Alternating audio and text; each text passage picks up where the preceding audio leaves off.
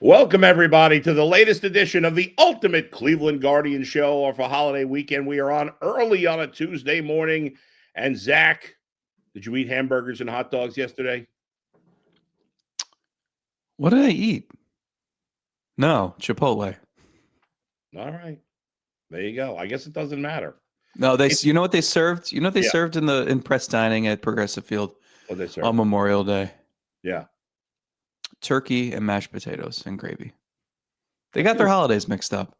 Yeah, I think they did. I don't know. Although it's weird. People say, like, Happy Memorial Day. It's a weird thing because you're honoring those who have died. So it's a weird thing to say happy. But anyway, unfortunately, not enough people realize that that's what the holiday is for. But now that I've depressed us all, let's get to happier topics, at least somewhat happier, with the Cleveland Guardians.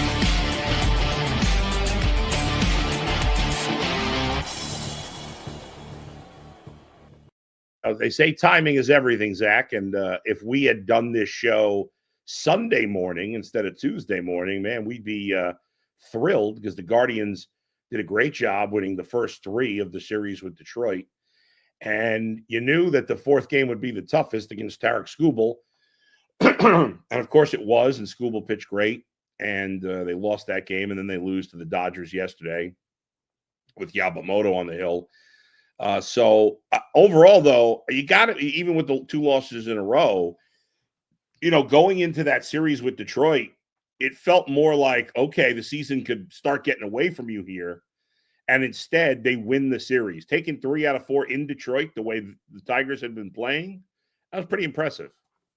It was, and I think the way they did it, too, they got really good starting pitching in the first 2 games. I think Luis Ortiz did a good job recovering in the second game. And then you got great performance out of the bullpen pretty much the entire series. Yep. So that's going to have to be the strength here. We talked about it last week where, this lineup, like Quan and Ramirez have been sensational. Remember what you were ready to write off Jose Ramirez? Whoa. Let's not get carried away. I said he was slumping. That's all I said. I was certainly not ready to write him off. No, he's been incredible. And pretty much the rest of the lineup outside of those two guys, it's rough. And I think you're going to see some turnover there over the next. Good. Definitely, David Fry could be back in a week or two. And then from there, it's Kafis and DeLauder and later on Brito and et cetera, et cetera. We talked about this ad nauseum. I mean, you saw Bo Naylor batted second last night. Like, they're trying absolutely anything and everything. So while that gets sorted out, while that remains, 2 hitters you're relying on, you need the starting pitching to keep you in games. And I thought Tanner Bybee set the tone in that Detroit series with certainly his best start of the year and probably one of the best starts of his career. He looked like the guy we saw in his rookie year. He looked like a guy who you want on the mound in game 1 of a playoff series. So you got that from him. Slade Ciccone looked excellent the next night. Luis Ortiz looked okay after that. And I think I still don't know what to make of this team. We're a third of the way through the season. It's been very up and down.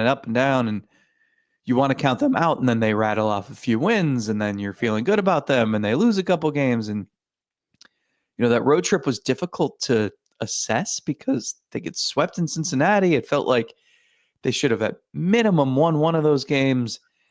Then the weather pretty much wrecked that Minnesota series. And so I thought it was important to win that Detroit series. I think a split, everyone would have been like, okay, fine, par for the course. But to take 3 of 4, especially knowing you had Skubal on Sunday morning. Yep.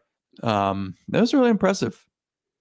Yeah, it certainly was. And I'm looking, it's funny you say you don't know what to make of this team. Last year on this date, May 27th, the Guardians had played, let's go to 53 games because that's what they've played.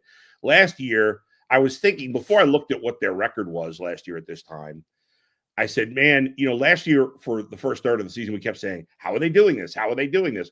But you felt good about them. Like, there wasn't this, they're playing good, they're playing bad. We weren't sure it would last, but they were playing well overall. The bullpen had been lights out. The lineup had been really good. Whereas this year, that it's the bullpen has been good, but not as good as last year. The rotation's been up and down, and you already talked about the offense. But they had a way better record by this point. Were they 36-17? You are correct, 36. Okay, I remember that because that was the point. I'm pretty sure I wrote like this team is really good story. Like right at that point, I remember writing that record, and that was the moment I decided, you know what, I'm going to stop trying to figure this out. Right.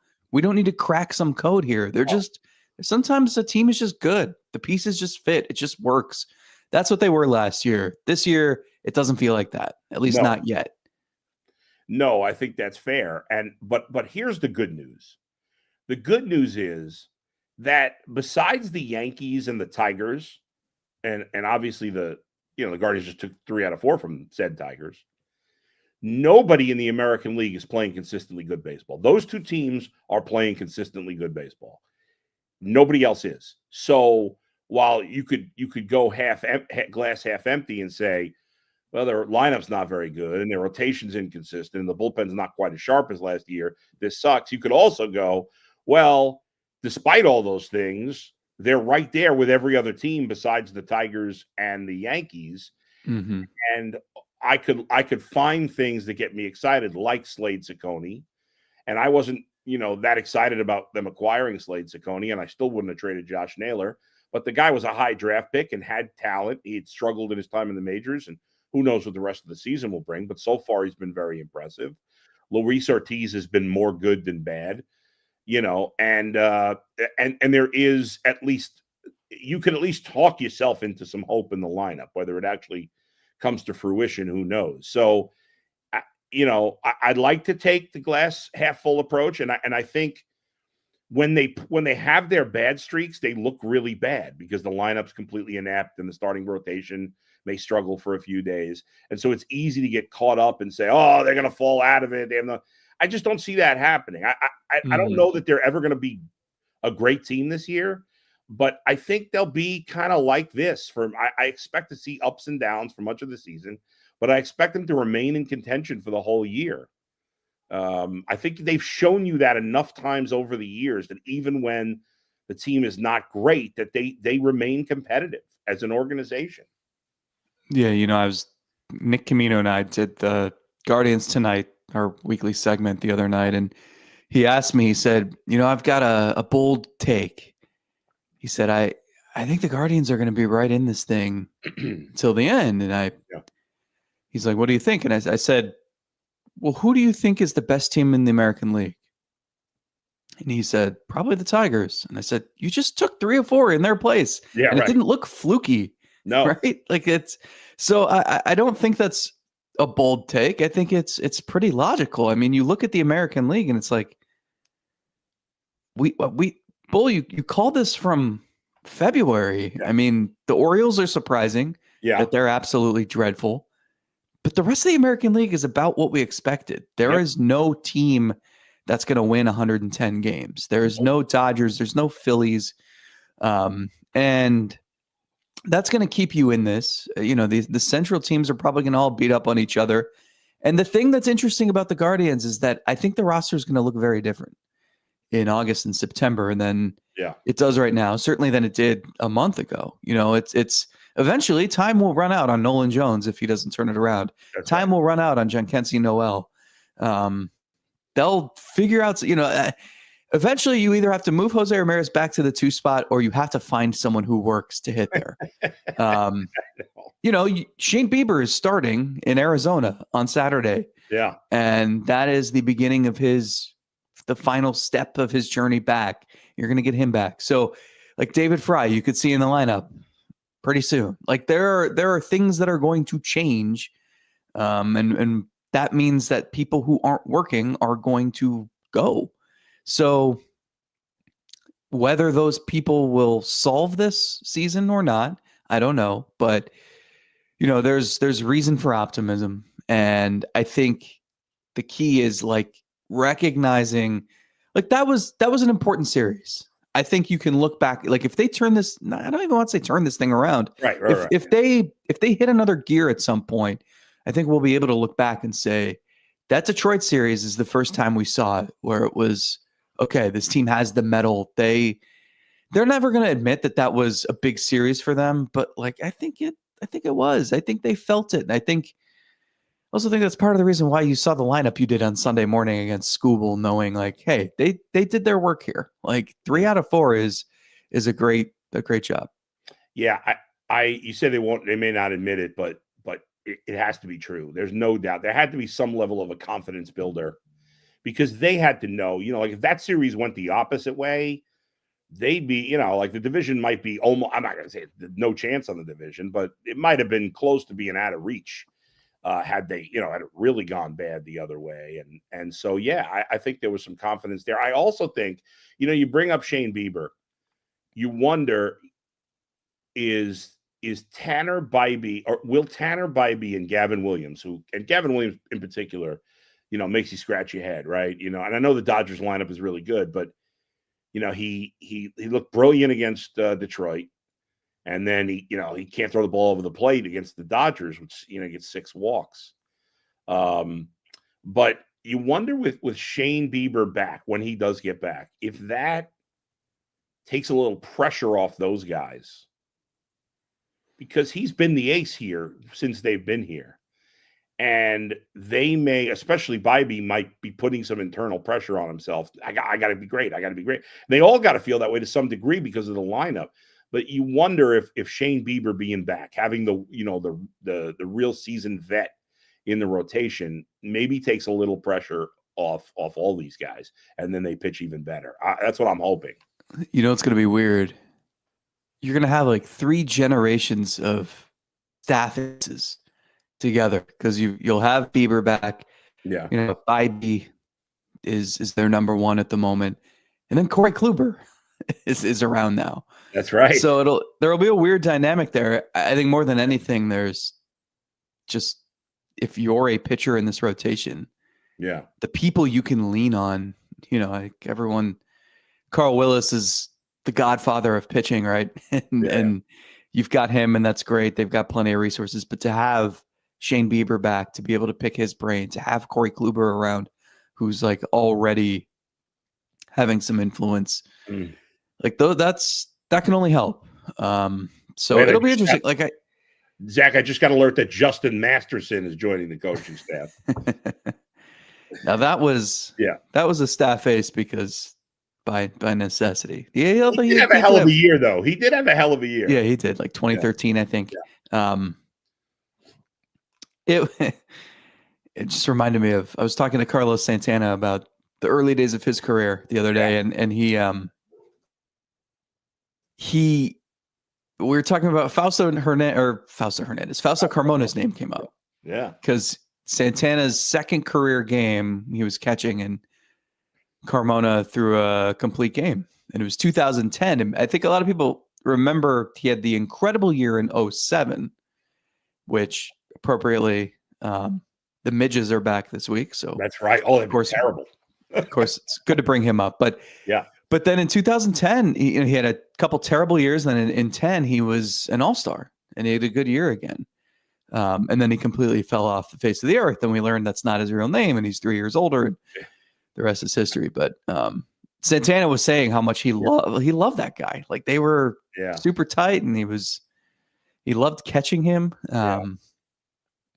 So yeah, we've seen a lot of different aces. I think Bieber and Kluber are a little step above. Yeah, I think that's pretty fair to say. All right, let's get a commercial break in here, folks. I want to talk to you right now about Buckeye Credit Union. You see the logo right there. If you haven't heard of them yet, meet your new favorite financial partner. Buckeye State Credit Union is a local institution offering everything from checking accounts to home equity lines of credit and auto loans with some of the lowest rates in Northeast Ohio. Their Cleveland branch is in Shaker Heights, which is one of 5 locations across the state, making it easier to find one near you. Can't get to a branch? No problem. We make banking simple through digital banking. What sets them apart? They make banking personal and convenient. At Buckeye, their focus is you. Their core values: Connect, simply adapt, guide everything they do. They bring people together, cut through the clutter, and are innovative. To learn more, visit buckeyecu.org. That's buckeyecu.org. Buckeye State Credit Union. Your money simplified. We go from Buckeye State Credit Union to FanDuel. Zach, what can you tell us about FanDuel? Well, we are in the final stages here of the NBA playoffs, and every night still delivering highlight-worthy performances, major momentum shifts, and can't-miss moments. Whether it's a game-winning shot or a breakout player, there's never been a better time to get in on the action, and FanDuel makes it easy to stay in the game before tip-off and live. With player props, performance trends, same-game parlays, fans have more ways than ever to play smart and win big. Boy, if you think your Knicks are going to even the series, if they're going to come back and win this thing, get to the NBA Finals for the first time since 1999, maybe you place a bet. Maybe you like their odds. Can they win a big game 4 in Indiana like the Cavs could not? You'll have to go check and see what FanDuel's got for you. You can check FanDuel for current playoff odds, player props. And if you're new to FanDuel, it is the perfect time to sign up. Head to FanDuel.com/UCSS and place your first $5 bet. If it wins, you'll get $200 in bonus bets. Make every moment more with FanDuel, the official sports betting partner of the NBA. I think you got a future in voiceover work there, Zach. Yeah. You're rocking and rolling with that. All right, let's get back. Pacers. Pacers Thunder, by the way. Indy and OKC. If that was baseball, everyone would be talking about markets and payrolls and ratings. I think it will be, though. It's not going to be great for ratings if the Knicks aren't in it. Obviously, the Knicks are a more popular team. It's a bigger market. It is what it is.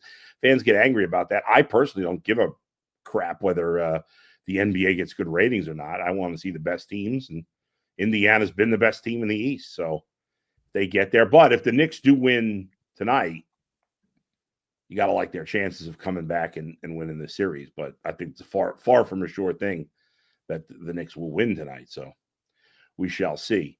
Getting back to the Guardians. Before we get back to the Guardians, I feel like, last year we did this with the White Sox, so to be fair, we got to do it. The update on the Rockies.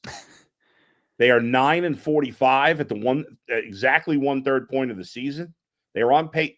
Remember, the White Sox broke the record, the modern record of infutility or futility with 40 wins last year. The Rockies are on pace to win 27 games. Do you believe this Rockies team is even worse than last year's White Sox team, or will they pick it up at some point this season?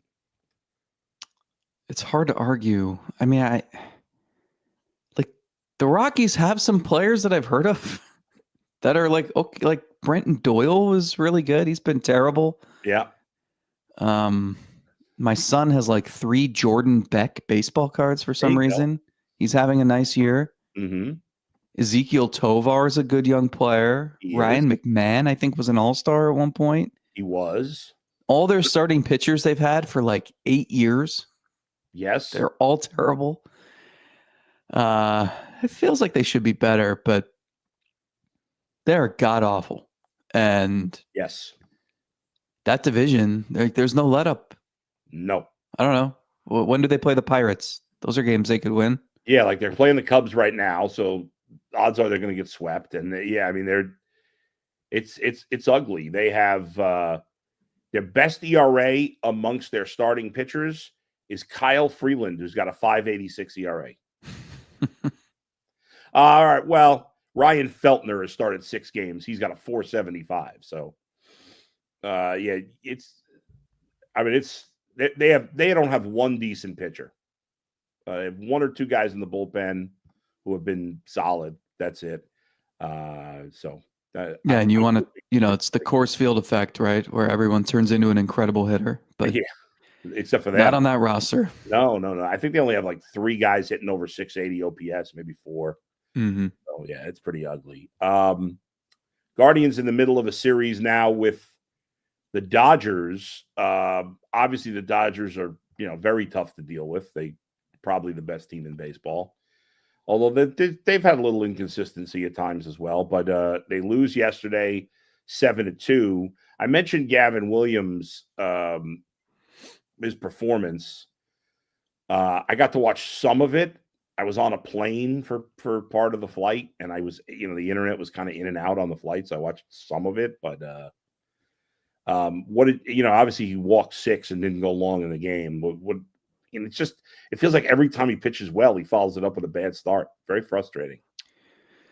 Yeah, I mean, you'll take the 3 starts he had before this. Yeah, were acceptable, and I say acceptable. I mean, he gave up 3 total runs in 16 innings, which sounds great, but he went 5. Yeah. Well, if you look at if we look at the month of May, first start was in Toronto, and remember that one? That was just like pulling teeth, and he got through 4, gave up 2 runs, which, okay, but it's the fact that he needed 100 pitches to get through 4, right? Because he gave up 7 hits and he walked 5. And then the next start, that was when he went 5 scoreless against the Phillies. But even that, 4 walks, and he only went 5 scoreless because he threw 98 pitches. Yeah. Then against the Brewers, 5 innings, 2 runs, which is okay. It's fine. But again, 95 pitches to get through 5 innings. He had a really good start in Minnesota, 1 run in 6 innings, only 2 hits, 2 walks, 98 pitches, no issues with that start whatsoever. But last night, couldn't even finish 5, and he threw 109 pitches. Yeah. 6 walks will do that to you. Gave up 4 hits. The first pitch fastball to Otani that he hit to the moon. Like, how? That's the 3rd time he's given up a home run on the first pitch this year. That was the 2nd consecutive night Otani hit a leadoff home run on the first pitch. How are you throwing a fastball that he can hit in that situation? No. We were all saying it in the press box. Like, there's never been better odds for a first pitch home run than right here. And of course it happened. So with him, it's just, he's got to attack the strike zone. He's got to be more efficient because he threw 109 pitches. Like, he can do that. He's a workhorse. Like, there's no doubt about it. Look at him. But you need 109 pitches to get you through 6 or 7, not 4 2/3. And, you can't, he's got 32 walks in 52 innings. Like, you can't be falling behind that often. You can't be nibbling around the strike zone. His stuff is good enough that you got to just attack guys. He doesn't, it feels like he doesn't trust his stuff enough. And that's the frustrating part. I mean, remember Adam Dunn? It was like the 3 true outcomes. He would walk, strike out, or hit a home run. It's felt like every at bat. He's the pitching version of that. I mean, you go back to the start you mentioned against Toronto at the beginning of May. He faced 23 batters. 21 of them struck out, walked, or got a hit. I mean, that's crazy. I know the Guardians defense hasn't been quite as good this year as it's been in years past, but it seems to be rounding back into form, and overall it's pretty good. And it's like he wants to strike out so bad. It seems to be an obsession with that. Maybe it's not. Maybe it's just, whatever, it's just a coincidence, but let your defense make some plays. That's how you get quick innings. And we've talked about with that, that with Clawson. You got to get quick innings. Yeah, there's certain situations you give up a couple of hits, it's 2nd and 3rd, 1 out. Okay, in that spot, I need a strikeout. Get it done. But not every batter, and especially, this happens a lot with him.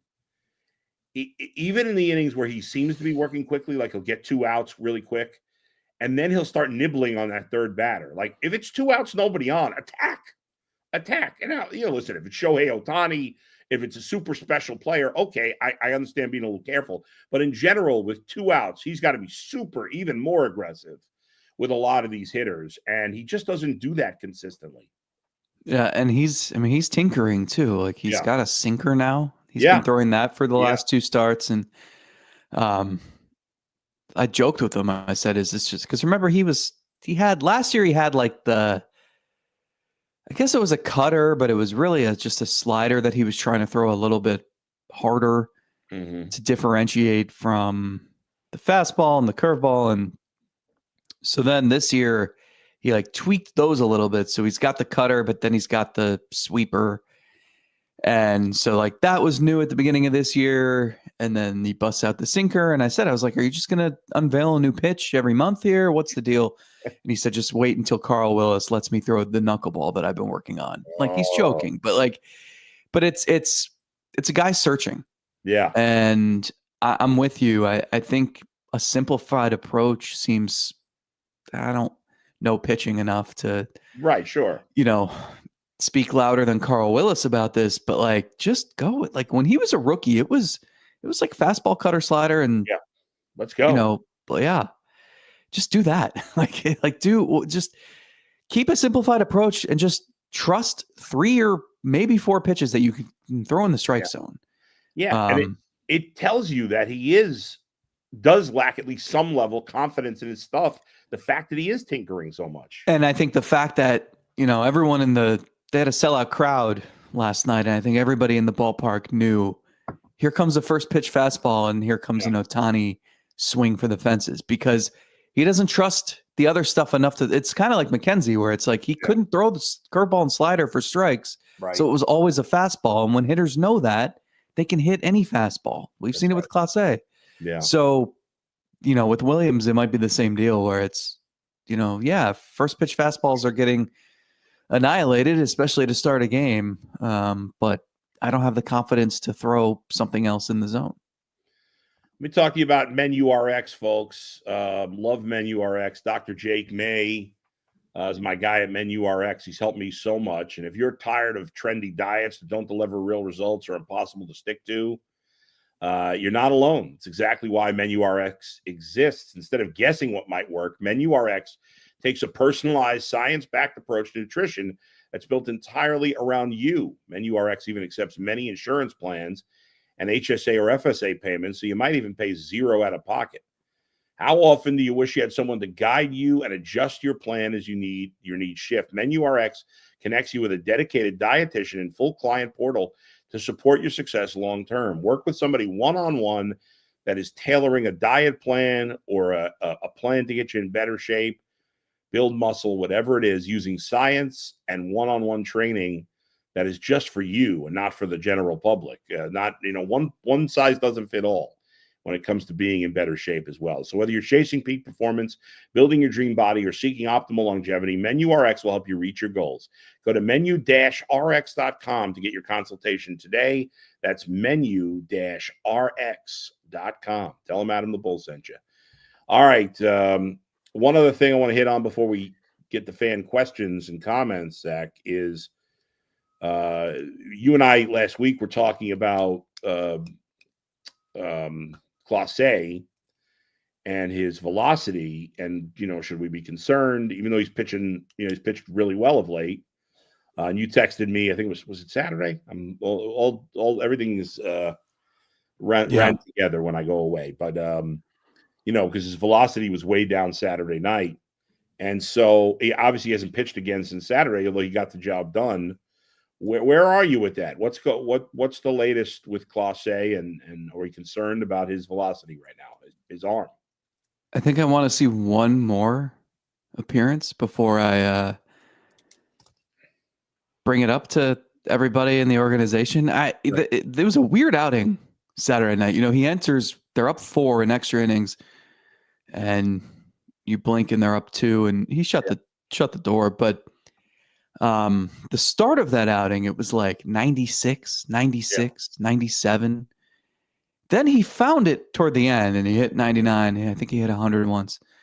So it was a little strange, because I texted you his first 4 or 5 cutters of that inning were 96, 97, and that's not him. And ordinarily, there were times, I feel like every year there's one stretch where we end up asking about his velocity because it's down for whatever reason, and doesn't take long and he gets out of it. They brush it aside. But it's the fact that he had shoulder discomforts and soreness, and they shut him down for 5 days in April, that like you can't just, you see those radar readings and it's like, well, I can't just let this go. I got to keep an eye on it. So it's weird. If you look at his cutter velocity, early in May, and this coincides with him pitching better too. He averaged 99.2, 99.1, 99.1, 100.1. Yeah. 98.5, 100.5 on May 13th. Yeah. And then starting May 17th, 98.4, 97.5, 99.3, and then 97.7. So there's a distinct drop of like 2 miles an hour there. And the other part is the average slider velocity has gone from like 89 to 91 all the way down to 86 the other night. So it's not just the cutter, it's everything. And that's just a little strange. So, the weather was crappy for most of the trip. It's possible just mechanics get out of whack and you're not rearing back enough or something. But, it's definitely something to keep an eye on. Like with him, I don't think velocity is everything, but it's, when you're throwing 100 and everybody knows it's coming, like that's important. Right. And it's not even just, it's not the velocity by itself. It's just the drop isn't, could certainly be an indication of something else being wrong. And so, he could pitch effectively at 97 potentially, but if it's a sign of more problems in his arm, then that's could be a huge concern. Speaking of arm concerns, Ben Lively having surgery, he's out for the year. He's probably going to miss all of next year too, or most of it. Listen, obviously, the guy's not a great player, but he's been an excellent contributor for them the last 2 years, and it hurts. He'd really been their best pitcher this year. 3.68 ERA. Yeah, in a year and a third with Cleveland. Yeah. I mean that's like a number 2 starter. Yeah, which he's essentially been. I mean, it's been Tanner Bybee, and then it's been him. I think. I'm guilty of it as well, but we haven't given this guy enough credit just because he throws 89 miles an hour and because he was a journeyman before he got to Cleveland. But how many times have we? They started to cut you off, Zach, but they kind of dismissed it in the playoffs last year. Sure, absolutely. Yeah. So the stat that I keep saying, because I can't quite wrap my head around it, which shame on me. I got to give the guy credit finally. Yeah. He made 38 starts with Cleveland since the start of last season, and I don't know how many starting pitchers have made that many starts. I would imagine there's a pretty decent number, but only 14 in the American League have made that many starts and have a better ERA than he does. Wow. So he's essentially been, I don't know if he's the 15th best pitcher in the American League over the last 2 years, but he's been among the most consistent, steady guys, and not having him, which never thought we'd say this, that's a huge loss. Yeah. Like it's you need Bieber back now because Slade Cicconi's been great, but that guy was every 5 days you knew he was probably going to go like 5 1/3 and give up 2 runs and keep you in essentially every single game. Yeah, there's something to be said. Not everybody in your rotation is going to be a superstar. There's something to be said for getting on the mound every week, giving you 5-6 innings every start, and being solid, being competitive. And that's what he was. And he had been very, very good for them. And, who knows what happens from here, but wish him the best of luck with the surgery. Let's hear from the fans and what they had to say. Ethan says, Gavin or Logan Allen going down when Bieber comes back. I'm leaving Gavin with all this walks and lack of control.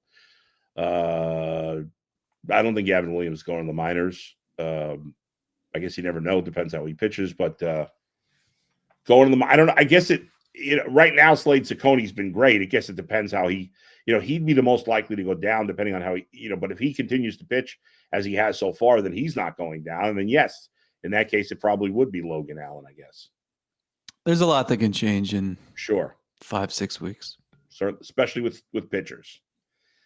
JDS says, whenever anyone wants to be critical about Jose, remember now when he's basically keeping this offense above water. Yeah, I mean, the only thing you can be critical of Jose is his postseason, which you can be critical of Aaron Judge too. So, he hasn't been great in the postseason, especially in recent years. Yeah, I just think when he goes through a funk, and this isn't on you, Bull, because like I heard it from a lot of people, and I wondered it too. I think we need to wait for him to be in a funk for like 2 months before he's 32 years old and there's no sign of decline. Like he's still hitting for power. He's still stealing bases. He's still an incredible base runner. I know the defense, he had a rough start defensively this season. He's also he's hitting 313. We haven't seen him do that since like 2016, 2017. So, I mean, defense aside, he's having another like incredibly well-rounded season. I wasn't really worried about him in terms of him falling off a cliff. My concern was that he was playing through injury that was worse. Because when he's done that, he has struggled at times over the years. Because, as you know better than anybody, this guy doesn't want to come out of the lineup, which you got to respect. Yeah, I give him credit, too, because I think he's doing the things that are probably difficult for him to do. Like, I think he feels like he's got to carry the offense. And so often we see him try to do too much. And that's when, he chases, he pops it up a bunch. And it feels like he's taking walks. He's taking his, single to center, like things like that maybe he probably wants to change the game with a home run every time. But I think guys are going to pitch around him. Like he has to be patient. He has to take his singles. I think that's why he's hitting for average. He has a 19-game hitting streak, which is obviously the longest in baseball right now. Is it the longest in baseball this season? No, Bobby Witt had a 22-game streak this year. So it's the second longest this season. When do we start? Like, when does it become buzzworthy? 25? I was going to say 25. Well, yeah. Sandy Alomar has the franchise record, I think, with 30 in 97. I'll double check. And I think it ended. I think that he carried it into the All-Star game, wins All-Star game MVP, and then I think it ended right after the All-Star break. Cooled him off. Let's see. Each team's longest hitting streak. AL Central. No, it's Nap LaJoy. LaJoy, yeah. How did I screw up his name? How do I not know it's LaJoy? That's a bad job out of me. He had 31. Sandy Alomar had a 30 gamer in 97 and fell one away from LaJoy. How did I forget LaJoy's? God, I remember that one was crazy. We were on pins and needles every night. Yeah. What year was that? 1906. 1906. I believe. Who won the World Series in 1906? Was it the White Sox? I think the Cubs lost the World Series to, I can't remember who in 1906. Tigers? Why do I want to say Tigers? Maybe the Tigers. I don't know. 1906 World Series? Yeah. No, White Sox. Yeah, all right. How about that? The Windy City World Series. Yeah. Well, yeah. All right. So there you go. The longest hitting streak this year, 22 by Bobby Witt. Last year was Brian Reynolds, hit 25 in a row. In 2023, Marcus Semien, 25 in a row. So nobody's hit more than 25 in a row since at least 2022. So we'll see if he can. You're going to have to carry the rest of this show because I can't stop looking at all these goofy names from 1906. Oh, yeah. There's got to be good ones. Overall? Yeah. I've heard of him, believe it or not. Of course, Mordecai Three Finger Brown. He played for the Cubs. Mordecai Three Finger Brown. They had great nicknames in those days. Jiggs Donahue. Jiggs, yeah. Patsy Doherty. Just how about Fielder Jones? He was a center fielder. How appropriate. Right. It's probably like nobody knew the guy's name, so they just called him Fielder Jones. That is funny. You had your favorite guys, Tinker to Evers to Chance. Yeah. Yeah. All right. Let's get a couple more reads in here. King P says that game Saturday was amazing baseball. Terry says, what is the Guardians' hitting approach? Seems like the top of the order has a hitting plan. Everyone else just swings at the first three pitches. There was like a week where they were working counts and had good at bats, and it was really impressive. I don't know what happened. It's been rough. Like Noel it's like every first pitch, he's just hacking away and popping it up. Nolan Jones looks like he can't hit a fastball. Arias, I think he had a decent game last night, but he's completely fallen off. Lane Thomas, I don't know what's going on with him. Yeah. Schneeman's cooled off as you projected. Yeah, not a shocker there. Angel Martinez has cooled off. I mean, it's rough. Even Manzardo. Yeah, I mean, Manzardo's driven in a lot of runs. The OPS is not great. He doesn't walk. Let's see. OPS for the Guardians. So Jose's at 893, Quan at 802, Schneemann down to 775, Manzardo 761, and then Santana's fifth on the team at 715. I mean, it's just not good. Not good enough. There's too many holes in the Arias down to 668. Yeah, I mean, it's like I've watched, like, Nick Camino is the worst golfer I know.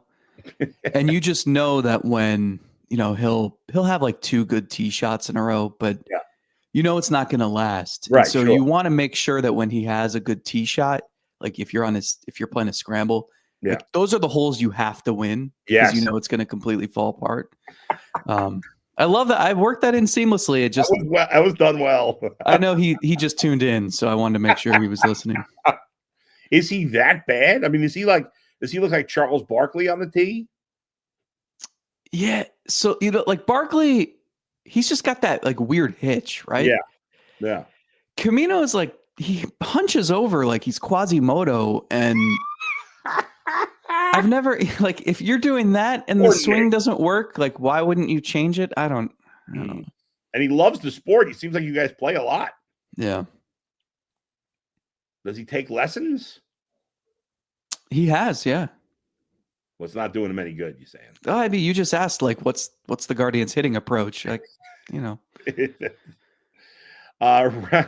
Ryan says John Kenzie has to go down and Kafis up. Sam says Big Christmas is about to get some coal in his stocking. It's time for Kafis. It is. I really think it's time for them to call up Kafis. Let's see what the guy's got. He's done a great job down in AAA.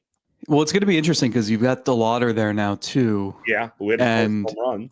You could argue, well, DeLauder doesn't have much minor league seasoning because he's always hurt. And I might counter and say, because he's always hurt, get him up to the majors and that's right. At least let him face major league pitching and help you before the next injury. But we'll see. Like I'm curious to see who gets the call first. Yeah. How they mix them in. Fry's going to come back, and that's going to change some things because that's going to take away some at bats from either Santana or Manzardo. And so, if Kafis is a first baseman by trade, but I don't think there's going to be any opportunities there. So he'll have to play right field. Obviously, that means Noel and Jones would lose playing time, which is fine. But then if you want DeLauder up too, like there's a lot of people. I know he hasn't played a ton of it, but DeLauder has played some center field. He has. So in theory, if these guys are hitting, you could have DeLauder in center and Kafis in right, and Fry at and Fry between Fry, Manzardo, and Santana. You got the DH and first base spots. Yeah, so he's played 11 games in the minors this year since during this rehab. DeLauder, all in right field. Yeah, or DH. So I don't know if they feel like center field is more of an injury risk because there's more ground to cover and you're moving your body different directions, or if it's just as simple as like they like Angel Martinez and Lane Thomas out there more. But that's kind of what I'm getting at here is I don't know. It's gonna be tough for them to fit Kafis and DeLauder. Yeah, especially since they're both left-handed hitters. Yeah. And also like they want to play Lane Thomas a lot. Maybe not 7 days a week, but at least 5. Yeah. They gotta, if you gotta start, like, what is the delay now on Kafis at this point? Why not call him up?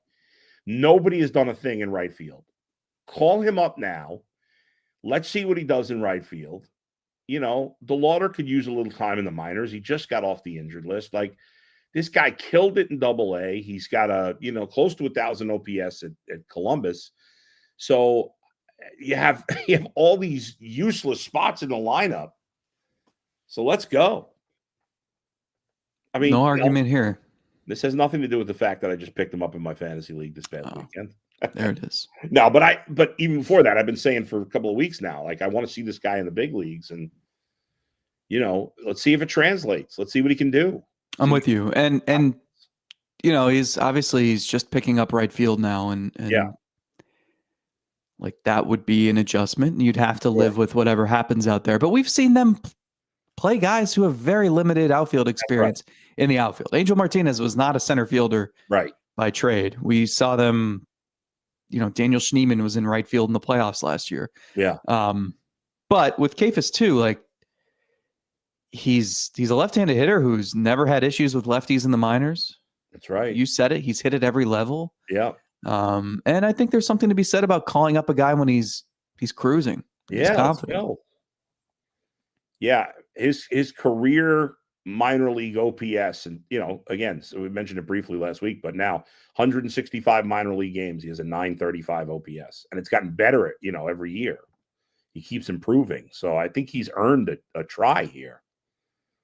With so many guys struggling, we'll see what they do. All right, thanks everybody for joining us today. As always, we'll be back in our regular time slot on Monday next week, most likely. Zach is going to a lot of games at home here, except for a 3-game series in New York. So it'll be nice to get some home cooking here for a little bit, with 2 series and then 1 on the road and then another few at home. We'll talk to you all next time. Where else but right here in the Ultimate Cleveland Guardian Show. See you, everybody.